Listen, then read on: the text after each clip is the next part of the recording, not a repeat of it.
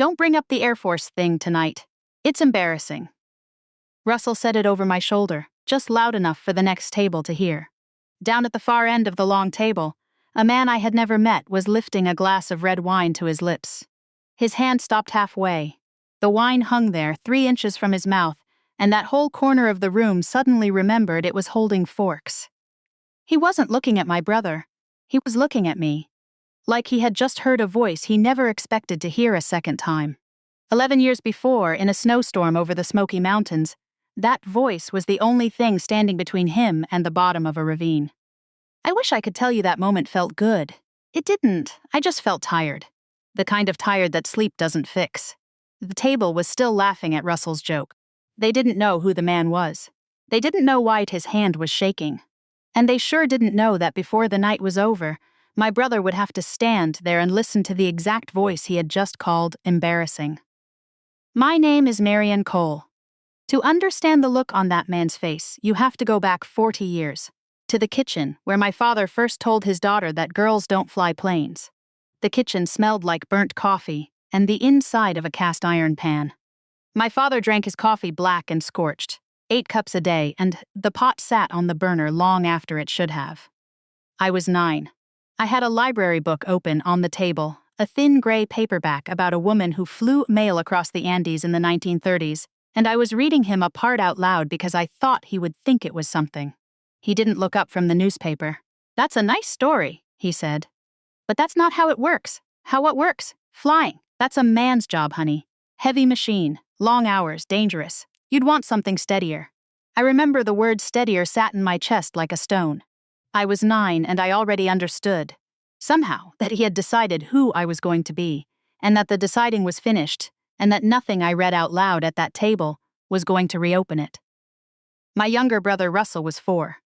He was on the floor with a plastic fire truck, running it into the table leg over and over, and my father reached down without looking and rubbed his head and said, "Now him." Him I could see flying something. That's the kind of thing you forget you remember. Until you're 54, and a stranger's wine glass freezes in the air. I grew up outside Knoxville, in a brick ranch house on a county road, with a flagpole. My father raised the flag on every single morning, rain or shine, and lowered every single night. He was a maintenance foreman at a plant that made truck axles. He worked 31 years there and never missed a day, and he was proud of that the way some men are proud of medals. Steady. That was his highest word. He used it the way other people use the word good. My mother taught 4th grade. She was the one who drove me to the recruiter's office when I was 18, and she did it without telling my father, and on the way there she didn't say much except at one red light. Whatever they say in that building, you remember you're as smart as anybody walking in or out of it.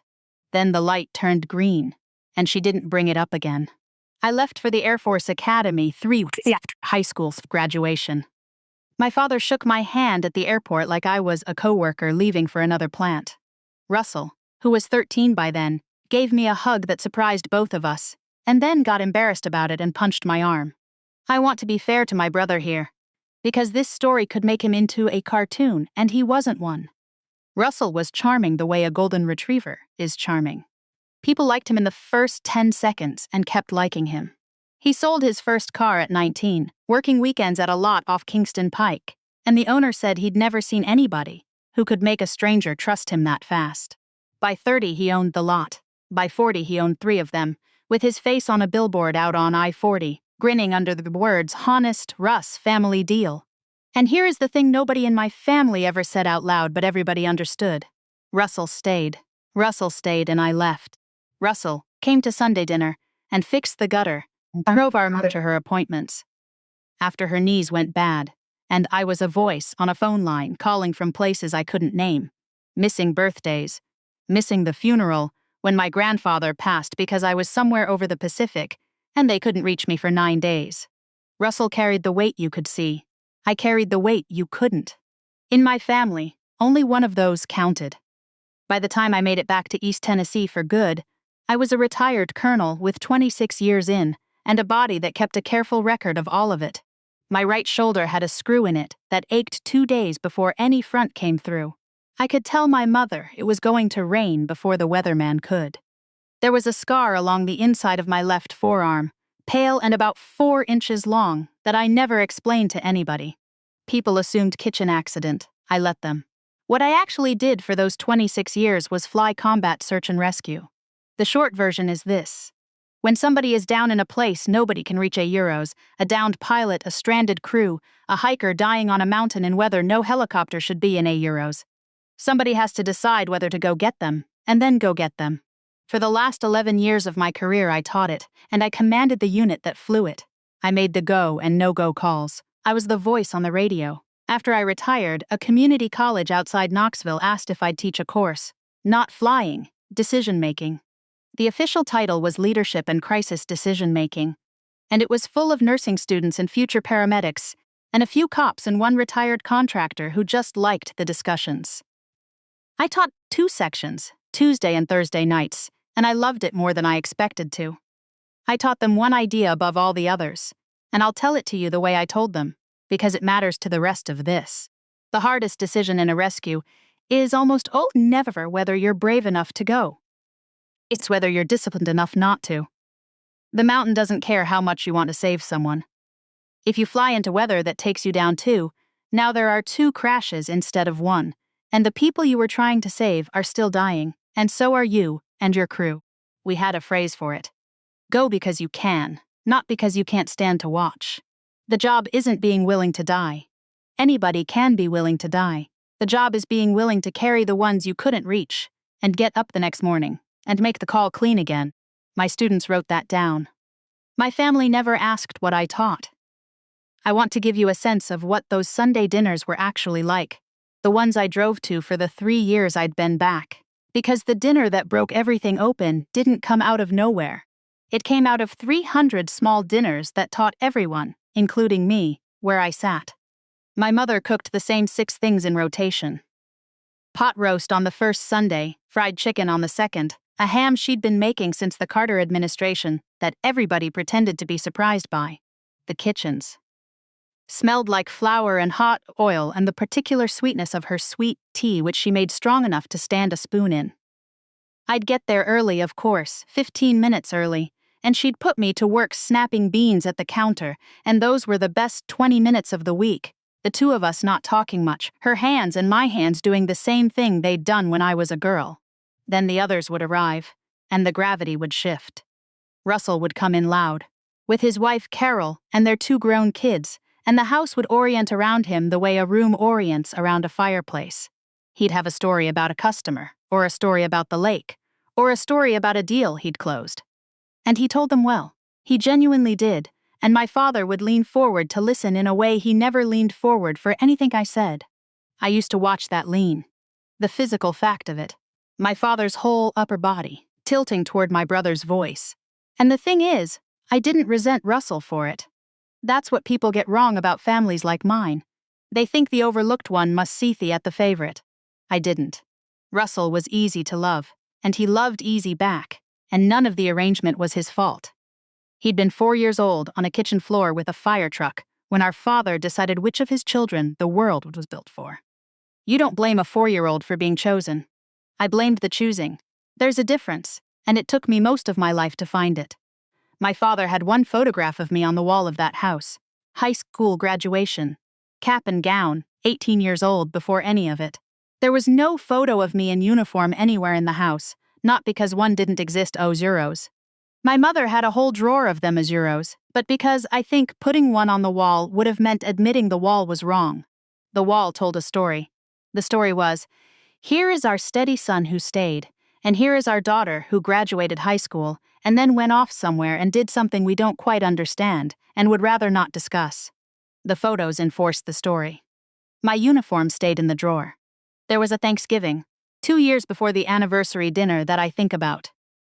My cousin's husband, a younger man named Pete, who'd done a few years in the army himself, asked me at the table what airframe I'd flown. A real question, a specific one, the kind only somebody who knows the world asks. I'd barely gotten 3 words out euros. I was actually answering, for once euros, when my father cut across the table to tell Pete about a truck axle recall from 1994, and the moment closed over like water over a stone, and Pete gave me a small apologetic look across the turkey, and I gave him one back that said, don't worry about it, I'm used to it, and we both let it go. That look between me and Pete. A stranger, practically, understanding in 1 second what my own father had spent decades refusing to. I didn't know it then, but that look was a rehearsal. The real performance was 2 years away at a steakhouse, with a man I'd pulled off a mountain. My shoulder ached the whole drive to most of those dinners. There was a front always coming through that part of Tennessee in the fall, and the screw in my shoulder kept a better time than the radio. I'd sit in my truck in the driveway of the brick house and roll my arm in its socket and feel the weather 2 days out and think. Every single time, some version of, they have no idea what this body has done. And then I'd go inside and snap beans and let them not know. That was the life. That was the shape of it. 3 years of Sundays, a colonel snapping beans, keeping the weather report from a screw in her shoulder to herself. Which brings me to the dinner. It was my parents' 4th wedding anniversary, the second Saturday in October, and Russell had rented the back room of a steakhouse out near the lake, a dark wood place called the Cattleman's Bend that did private parties. He'd put down the deposit himself and told everyone about it twice. 40 years was a real thing to mark, and our mother was 80 and slowing, and I think some part of all of us knew this was the kind of party you don't get to throw twice. I drove out alone. I got there at 6:45 for a 7 o'clock dinner because I have not once in my adult life arrived to anything on time. 15 minutes early is just where my body parks. The parking lot smelled like cut grass and charcoal smoke, and the cold coming up off the water. There were maybe 40 people inside already, cousins and neighbors and my father's old crew from the plant.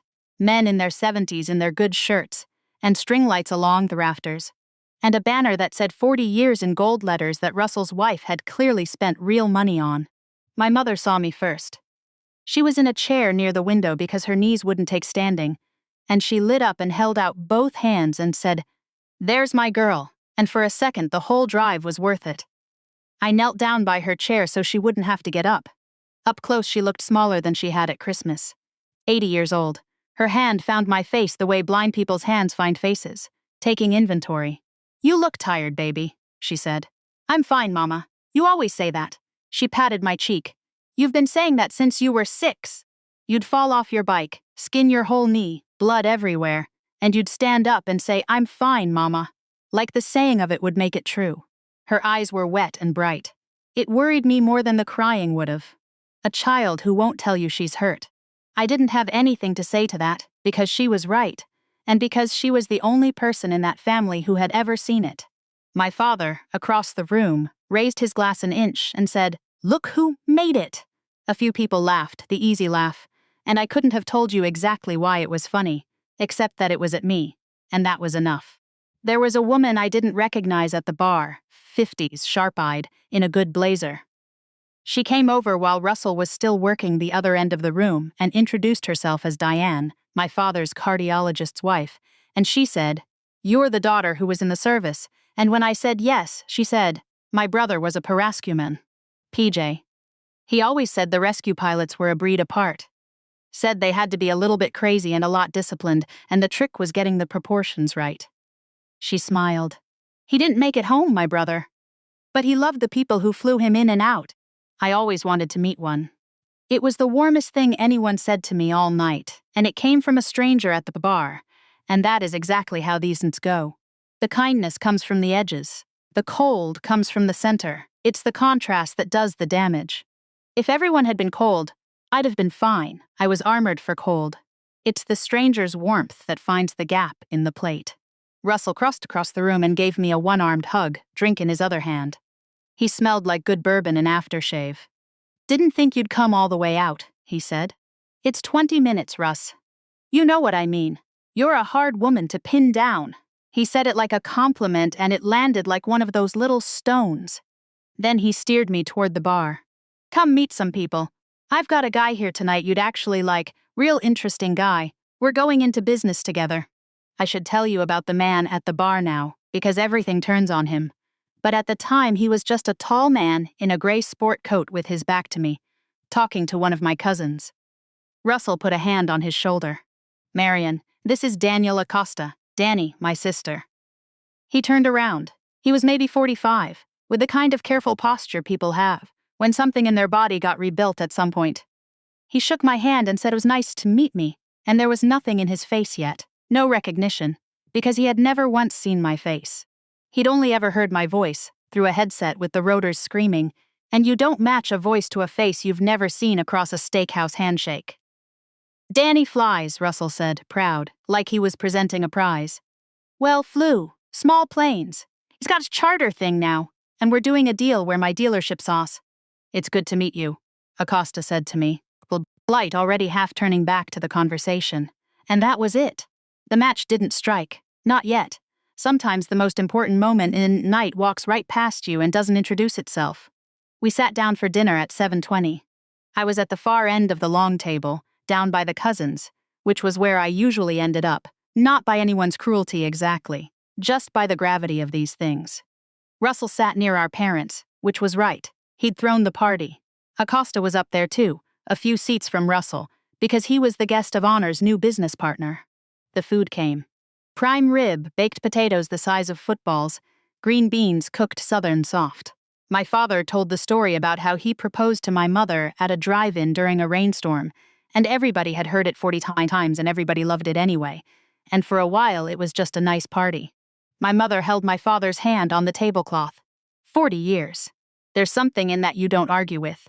Then one of my father's old co-workers, a man named Earl with a voice like gravel in a coffee can, looked down the table at me and said, "Marion, what is it you do now?" "Somebody said you teach." I opened my mouth. My father got there first. "She teaches the simulator," he said. "The video game version. You know, the flying ones at the college." He smiled when he said it, warm even, like he was helping. "It's not a simulator, Dad. I teach a leadership course." "Leadership?" He chuckled. "There you go. They've got a class for everything now." A few people laughed. Earl nodded like that, explained it. I went back to my potato. This was familiar ground. You learn, after a few decades, that you cannot win an argument with someone who has already decided the size of you, and you stop trying to, mostly, the way you stop trying to push a door that opens the other way. Diane, the cardiologist's wife, was watching me from down the table. She caught my eye and gave me a small frown, not at me, on my behalf, and started to open her mouth like she might say something. I gave her the smallest shake of my head. "Don't. It only makes it worse, and it only makes it last longer." She closed her mouth. But I saw her set her fork down, and I saw her not pick it back up, and I understood I had an ally I hadn't asked for, watching the whole thing with a brother of her own buried somewhere, because the rescue didn't reach him in time. But Russell wasn't done. Russell never knew when a thing was done. That was part of his charm and all of his trouble. "Tell them about the maps, Dad," he said, grinning, working the table now. "Marion used to send these letters home, real official, couldn't say where she was, all very hush-hush." He did a little spy movie voice. "We figured she was coloring in maps somewhere for the brass." The table laughed harder this time. My mother's smile got tight. Acosta, up near the top of the table, was buttering a roll and not really listening, the way you don't listen to an inside joke about somebody else's family. "You know what I always said," my father added, leaning back, comfortable. "She did her 20. Good for her, government pension, can't beat it. But it's not like she was the real fighting end of things. Somebody's got to do the desk part." He spread his hands. "No shame in it. No shame in it." That was the one that went in deepest, because it was so kind on the surface, and so final underneath. He wasn't trying to hurt me. That was the whole thing about my father. He genuinely believed it. In his mind he was being generous, granting me a dignity I should be grateful for, and the dignity he was granting me was the dignity of having mattered a little, somewhere safe off to the side. I set my fork down. Not hard. Just enough that I stopped pretending to eat. "Don't bring up the Air Force thing tonight," Russell said to me then, leaning across two cousins, still grinning, lowering his voice into a stage whisper that carried. "It's embarrassing." He meant it as a joke. He meant it the way you tease a sibling, and 40 years of being the funny one had taught him. He could say nearly anything and have it land soft. He was reaching for his wine when he said it. Up at the top of the table, a different glass stopped. Daniel Acosta had been lifting his wine to his mouth, and his hand simply stopped 3 inches short and held there. The roll he'd been buttering was forgotten on his plate. He was staring down the table at me, and the noise of the room kept going for a second or two around him. But he had gone completely still. The way a man goes still when the floor he's standing on turns out to be a frozen lake. "What did you say your name was?" he asked. He had to clear his throat to get it out. He wasn't asking me, he was asking Russell. Russell, pleased to have a guest engaged, said, "That's my sister Marion. Colonel technically, but we don't salute her." He laughed at his own line. "Marion Cole?" Acosta said slowly. Like he was turning the name over and finding it didn't quite fit the voice in his memory. Because of course it wouldn't. He'd never had a name to put to the voice at all. Then he asked the question that changed the temperature of the whole room.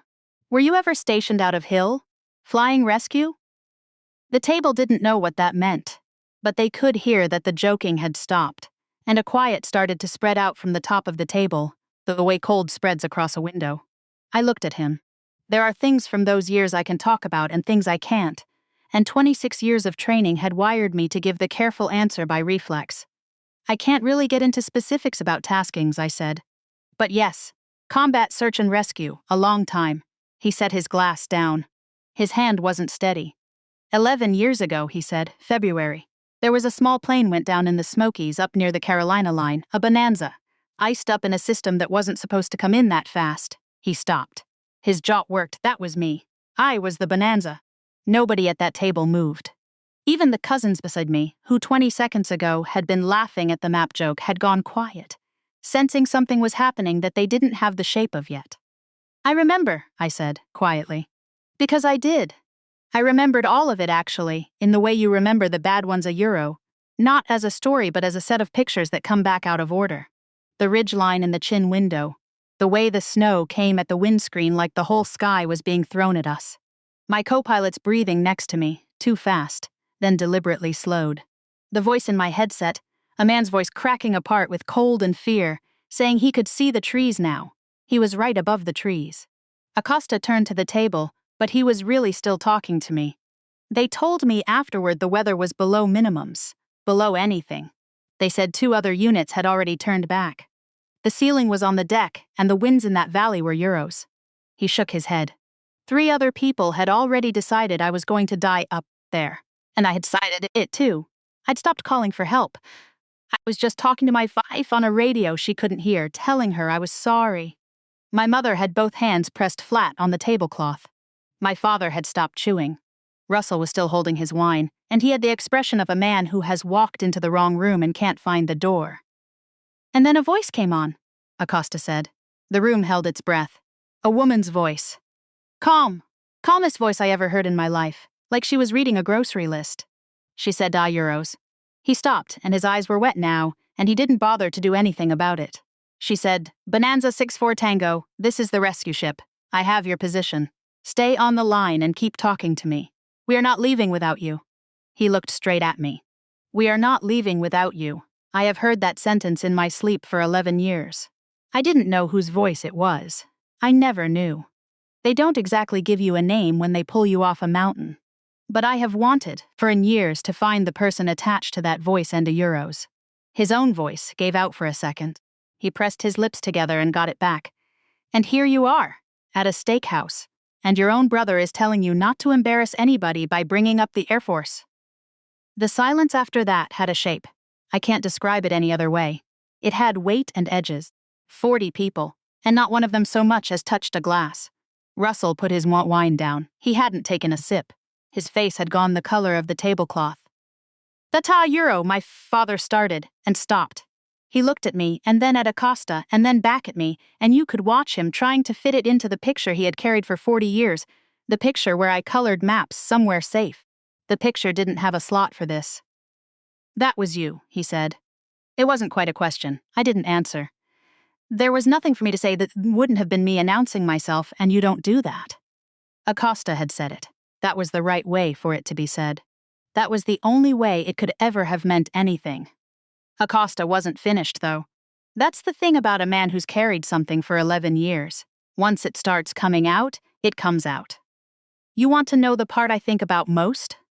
He said to the whole table now, because the whole table was his audience whether he wanted one or not. It wasn't the flying, even though I've since learned enough about flying to know what you did in that valley should not have been possible. It was after. They got me into the helicopter, and I was hypothermic. I was barely there. And somebody Aguro's. I found out years later it was the pilot. It was her Aguro. Somebody kept saying my wife's name to me. Over and over. Sarah's waiting on you, Danny. Sarah's at the bottom of this mountain. You stay with me. You're going to see Sarah. I had told her on the radio the one thing that might keep me conscious, and she used it. She kept me alive with my own wife's name the whole way down. He wiped his face with the back of his hand plainly, not embarrassed. My daughter was born 14 months after that, he said. Her name is Eleanor. She's 10. She exists because 3 units said the mountain was too much, and a 4th one didn't. He looked at me. You didn't fly into that valley. Because you were brave, did you? I've thought about this a lot. You flew in because you'd already done the math and decided it could be done. There's a difference. I teach my daughter there's a difference. And that, more than anything, was when my throat closed. Because that was the thing I taught on Tuesday and Thursday nights to a room of nursing students, the thing nobody in my own family had ever once asked me about. And here was a stranger I'd pulled off a mountain 11 years ago saying it back to me, correctly, like he'd been in the class. Go because you can. Not because you can't stand to watch. It got very quiet again, and into that quiet Russell did something I didn't expect, and that I will give him credit for the rest of my life. He stood up. I thought for one cold second that he was going to leave, or deflect, or make a joke to save himself, because that was the Russell I knew. The Russell who could talk a stranger into a car loan. The Russell who never let a hard moment sit on him long enough to leave a mark. Instead, he stood there at the head of the table, in front of 40 people, our parents on either side of him, and he didn't say anything for a long moment. His jaw was working the way our fathers did. He looked me down the length of the table, past all the cousins, and I watched something come apart in his face. I didn't know, he said. His voice wasn't working right. Marion, I swear to God I didn't know any of that. I know you didn't, I said. No. He shook his head hard like he was angry, but it wasn't at me. No, that's not a euro. You don't get to let me off that easy. I didn't know because I never asked 40 years. I never once asked you what you actually did. He put his hand flat on the table to steady himself. You'd come home, and I'd ask you about the weather, where you'd been. The weather. And you'd ask me about the dealerships. And you'd actually listen. You'd remember the names of my salespeople, and I'd da euros. He stopped. I called it embarrassing. 20 minutes ago. To your face. Russell, our mother said softly. No, Mom. He didn't look away from me. Let me say it. I have spent my whole life being the one who stayed, and I let everybody, including me, decide that made me the one who mattered. And it was easier to think you were off coloring maps than to think my sister was flying into something that killed people and I was selling Tahoes off Kingston Pike. It was easier. He laughed, a short, ugly sound with no humor in it. Honest, Russ. That's literally on my billboard. Here is what I want you to understand. Because it's the part that matters. I had imagined a version of this night for 40 years. Not this night exactly, but the shape of it. The night they finally found out. And in every version I'd imagined when it came, I would feel something land in my chest like sunrise. Vindication. The word people use. I didn't feel that. I felt tired, and I felt something more complicated underneath the tired, which was grief, because the apology was real, and it was 40 years late, and both of those things were true at the same time, and neither one canceled the other. My father had not said anything. He was sitting very still, an old man in his good shirt at his own anniversary party, and he was looking at the table in front of him, at his own hands, the way men of his generation look at their hands, when they've run out of the thing they usually use instead of feelings. 31 years at the plant, never missed a day, raised the flag every morning, steady. He had built his whole self around being a man who provided and protected and got things right, and he had just learned, in front of every person whose opinion he'd ever cared about, that he had gotten the most important thing in his own house wrong for 40 years, and called it kindness while he did it. He stood up too, slower than Russell. His knees are worse than my mother's. He just never let anyone make him a chair by the window. I want to say something and I'm going to do it badly, he said. His voice was rough. So everybody just a euro, let me get through it. The room let him. When Marion was 9 years old, he said, she read me a story at the kitchen table about a woman who flew airplanes, and I told her that wasn't how it worked. He stopped. His mouth pulled down hard at the corners and he fought it and mostly won. I have thought about that morning more times than I will admit to anybody in this room. because I knew, even then, that she was the sharp one. I knew it, and it scared me. I didn't have words for why it scared me. I was a maintenance man. I didn't have words for much. But I think, euros. He pressed his fist to his mouth for a second. I think I was afraid that if I let her go be what she was, she'd go so far I'd never be able to reach her. And I was right. She went so far I couldn't follow. So I decided it didn't count. Because if it didn't count, then I hadn't lost her. I have to stop here, even now, telling it. And the joke of it, my father said, and his voice finally broke. Right there in front of 40 people, the first time I had ever seen it happen in 54 years. The joke of it is that by deciding it didn't count, I lost her anyway. I just lost her slower. And I called it love the whole time. He looked down the table at me, an old man with wet eyes who had never once told me he was proud of me, and I understood watching him that he was not going to be able to say that sentence tonight either, that it was too big and too late, and lodged too deep, and that this this clumsy, public, devastating confession euros, was the closest his particular shape of man was ever going to get to it. And it was enough. Not because it fixed anything. It didn't. Some things don't get fixed. They just get finally, honestly named, and you carry them differently after that. Dad, I said. It was all I trusted myself to get out. You don't have to say anything, he said quickly. God knows you've earned the right to say nothing to me for the rest of my life. He sat back down, hard, because his knees wouldn't hold him for it anymore. The room slowly remembered it was a room. Somebody refilled a water glass. A chair creaked. My mother was crying quietly into a cloth napkin and reaching for my father's hand, and he took it, and the two of them sat there at 40 years married, having just watched their family rearrange itself in front of the prime rib. The party didn't end. That surprised me. I'd half expected everyone to slip out into the cold, the way people leave a room where something too true just happened. But people don't do that, mostly. They do the opposite. They stayed, and they got louder, and they laughed harder than the jokes deserved, because 40 people had just felt something enormous in their chests, and they needed to walk it off in company. What I noticed was the rearranging. It happened slowly over the next hour, and nobody announced it, but I could track it the way you track a weather system. Earl, the old coworker who'd laughed at the simulator joke, came down to my end of the table with 2 slices of the anniversary cake and set one in front of me and said, gruff, not quite meeting my eye. My nephew got pulled off a rig in the Gulf in a storm in 9. Coast Guard. I never thought about who was flying it. He cleared his throat. I think about it now. And then he went back to his seat, having said the most was capable of saying, which I recognized because I come from the same kind of people. My cousin Pete Euro, not the Thanksgiving Pete, a different one Euro, asked me, quietly, real, what the hardest part of the job had been, and actually waited for the answer. And I told him it was the debriefs after the ones you didn't reach, and he nodded like a man filing something important away. Diane found me by the cake table. You did exactly right, she said, not letting me say anything earlier. I wanted to take a swing at all of them on your behalf, and you knew that would have made you the problem instead of them. She shook her head, half a laugh. My brother used to say the rescue people had to eat a lot of insults from people who had no idea what they were looking at. He said you learned to let it run off, because if you stop to correct everybody, you never get the helicopter off the ground. She squeezed my arm. He'd have liked you. Here is the part I want to be careful about, because it's the part where it would be easy to make this a story about my brother getting what he deserved.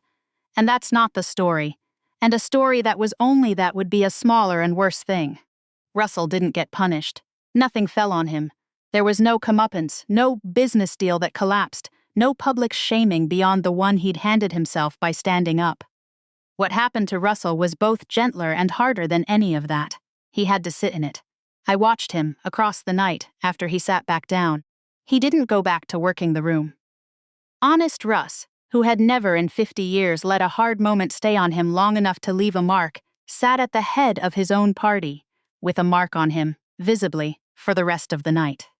People would come up to congratulate our parents, and Russell would shake their hands and say the right things. But his eyes kept finding me down the table, and there was something in them I'd never seen in my brother's face before. Not guilt, exactly. Guilt is easy. Guilt is over fast. This was something slower. The look of a man who has just discovered there's a whole room in his own house he never opened, and that there was a person living in it the entire time, and that he walked past the door every single day calling himself honest. That's the only consequence that ever really lands on people like Russell. Not the world taking something from them. Them having to see clearly, finally, the size of what they'd been too comfortable to look at. And Acosta Euros, the deal between Russell and Acosta did go through, by the way, the dealership thing, which I think tells you something good about both of them. They built it. It's running now. But Russell told me later that the first thing he did that Monday morning before they signed anything was sit Acosta down and ask him to tell the whole story again, from the beginning, slowly, all of it. I needed to hear it without 40 people watching me hear it, Russell said. I needed to hear it as a man and not as a performance. He said Acosta talked for an hour. He said he didn't say a word the whole time. First time in my life I shut up for a full hour, he told me. Turns out I had it in me. Daniel Acosta found me by the coat rack near the end of the night. The party had loosened back into a party, the way parties do, people needing to laugh again to recover from feeling that much. He had his coat over his arm and his eyes were still a little raw. I've got something I want to show you, he said. He took out his phone. After the crash, when I was getting better, I requested the records. You're allowed to. It's your accident, your life. There's a recording, the radio traffic. He held the phone up but didn't play it. I've listened to it, maybe 1,000 times. My wife thinks it's morbid. Maybe it is. But I wanted you to know it exists, and that you can hear yourself in it, in case you ever a Euros, in case the people in your life ever make you wonder whether it was real. He didn't play it. He just let me know it was there. I have thought since that this was the kindest possible version of proof. Not a thing he shoved in anyone's face to win the argument, but a quiet offering, here, in case you ever need to remember who you are. What do you do now with the flying? I asked him, because I needed to talk about something that wasn't 11 years ago. Charter, mostly. And I do a thing Euro. He almost looked embarrassed. I do a free clinic, weekends sometimes, for the local rescue volunteers. Decision-making in bad weather. When to go, when not to go. He shrugged. Most of what I teach them, I figured out lying on a mountain waiting for somebody to either be brave enough or smart enough to come get me. Turned out the person who came was both. I tell them that. I tell them the second one is the harder one. I started to laugh, and it came out closer to a sob, and I let it, because I was too tired to be careful by then. I teach the exact same thing, I said, Tuesday and Thursday nights, to a room full of nursing students who have no idea why their teacher cares so much about the difference. He smiled. Maybe you tell them about me sometime. Don't use my name. Just a Euro, the Bonanza in the Smokies. The one 3 units gave up on. The one the 4th one didn't, I said. Yeah, he said, that one. My father called me 4 days later. A Wednesday 9:40 in the morning, which is not a time my father had ever called me in his life. He called on Sundays at 6, like the flag. I almost didn't pick up because I didn't recognize as the urgency of an off-schedule call from him. I want to come to one of your classes, he said. No hello. He'd clearly been working up to the sentence and didn't trust himself to survive small talk first. If that's allowed, I won't say anything. I'll sit in the back. I just a Euros. Along on pause, a plant man hunting for words he never stalked. I want to see what you actually do. Before I'm gone, I want to have actually seen it once. I let the silence sit, because silence has a way of making people fill it, and I wanted to hear what he'd fill it with. Marion, he said finally. I should have driven you to that recruiter myself. Your mother told me last week she did it. I never knew that either. 40 years and there was a whole list of things I made sure I never knew. His voice was steady, but I could hear what it cost. I'm tired of not knowing. I almost said no. I want to be honest about that. Because I don't think the easy forgiveness version of this story is true to how it actually works. The word no was right there, fully formed, and it would have been fair.